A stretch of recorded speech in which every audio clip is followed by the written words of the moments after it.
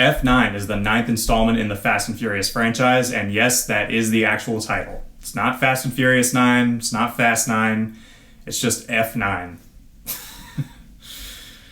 Well, alright. And in this film, Cypher enlists the help of Jacob, Dom's estranged younger brother, played by John Cena, to take revenge on Dom and his team after he wronged him several years ago. I'll be honest, it took me a while to warm up to the Fast and Furious series. For the longest time, I didn't go near any of them just because I always thought that they were dumb movies for dumb people and that I wouldn't get anything out of watching them.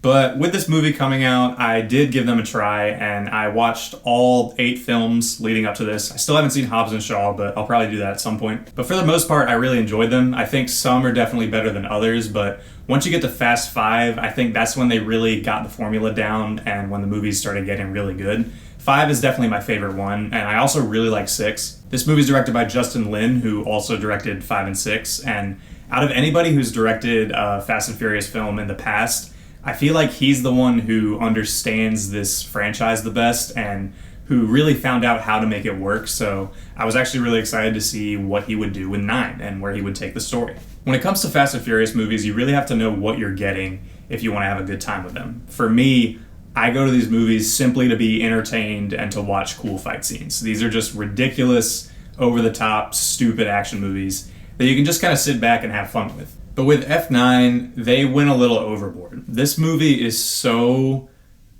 idiotic, and the things that happen in it are so outlandish that it got to a point early on in the movie where I felt like I was watching a cartoon. And I wasn't going into this movie expecting it to be like grounded in realism or like scientifically accurate or any of that kind of stuff. But the really good Fast and Furious movies always kind of towed a line between being totally absurd and then being just believable enough that it works. The dumbest thing that happened in 5 was when Brian and Dom are running away from all these police cars with this giant safe attached to the back of their car.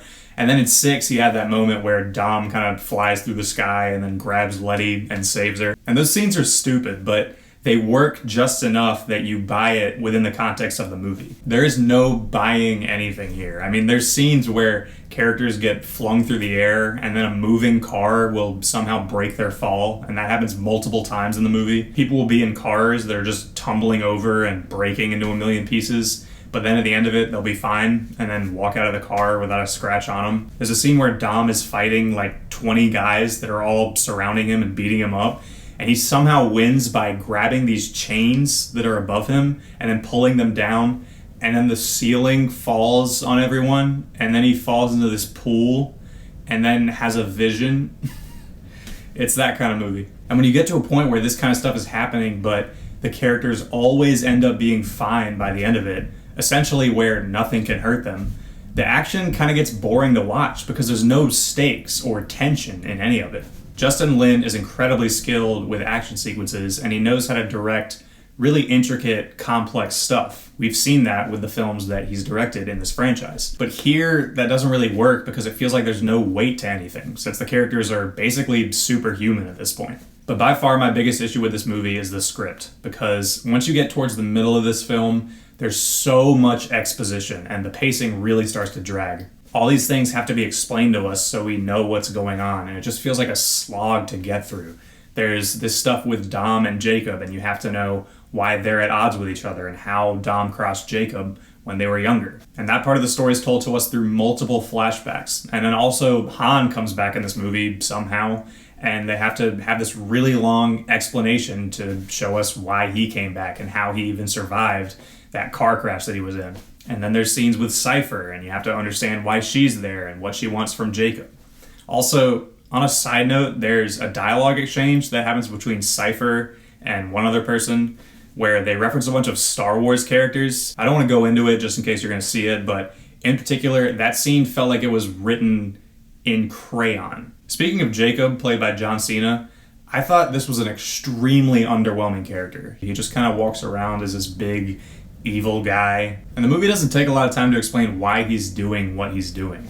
I get why he's mad at Dom, and they have this falling out that's explained to you through a series of flashbacks, but he has this whole plot to get this green orb, and when these two halves come together, he's gonna get like world domination or something, because that's what happens in this movie. And him and Vin Diesel didn't really have that much chemistry together. Whenever they were on screen, I didn't really feel anything. It's nothing like the dynamic you have between The Rock and Vin Diesel in Fast 5. There is something I want to talk about here that might lead into mild spoiler territory, so just in case you want to go to Fast 9 not knowing anything about it, I will warn you, I am going to get into spoiler detail with this next thing I talk about. Although it has been alluded to in the trailers, and a lot of people who have seen the movie have been talking about it, but just in case, consider yourself warned.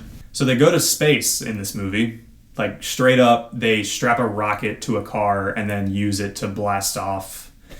And yeah, they're in space for the last, like, third of the movie. It's not like a small moment. Like, during the last third of this movie, Tej and Roman are orbiting the Earth. People were laughing in my theater during that scene, including myself. But we weren't laughing with the movie. We were kind of just laughing at it.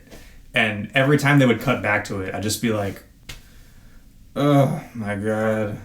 This movie really let me down. I feel like the filmmakers got so caught up in the cultural idea of what Fast and Furious has become that they kind of forgot what makes it work in the first place. It was just so over the top and so laughably dumb that I had a really hard time getting into it.